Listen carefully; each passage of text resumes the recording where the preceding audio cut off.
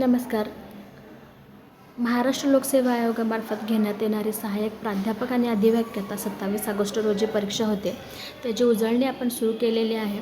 हा चार्ट आहे प्राचीन काव्यशास्त्रामधल्या ग्रंथकार, ग्रंथनामा त्यांच्या ग्रंथकालाचा.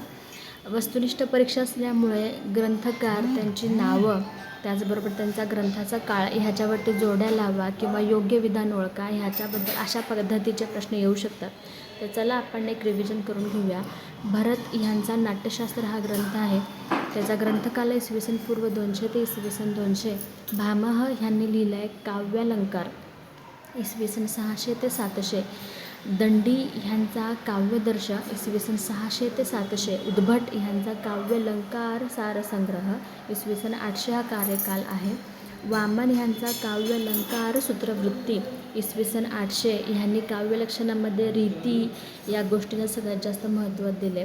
अलंकार आणि रीती. रुद्रट ह्यांनी लिहिलं आहे काव्यालंकार इसवी 850. आनंदवर्धन हे ध्वनिमताचे अनुयायी मानले जातात, म्हणजे शब्दातून व्यक्त होणारा अर्थाचा ध्वनी महत्त्वाचा सांगितला जातो आहे. त्यावरून त्यांचा ग्रंथाचं नाव लक्षात ठेवू शकतो आहे ध्वन्यालोक इसवी 850.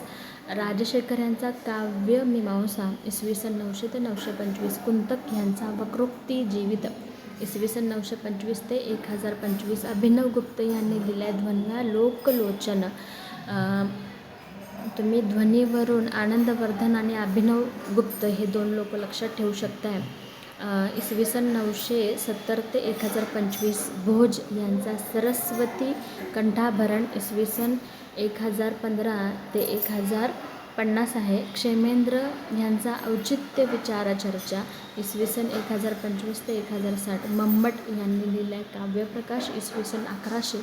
हेमचंद्र यांच्या काव्यानुशासन इसवी 1150 ते 1172. विश्वनाथ यांचा ग्रंथ आहे साहित्य दर्पण इसवी 1300 ते 1350. मधुसूदन सरस्वती यांचा भक्तिरसायन इसवी 1550. जगन्नाथ यांनी लिहिला आहे रसगंगाधर इसवी 1620 ते 1650 हा कार्यकाळ आहे. अभ्यास सुरू ठेवा. All the best.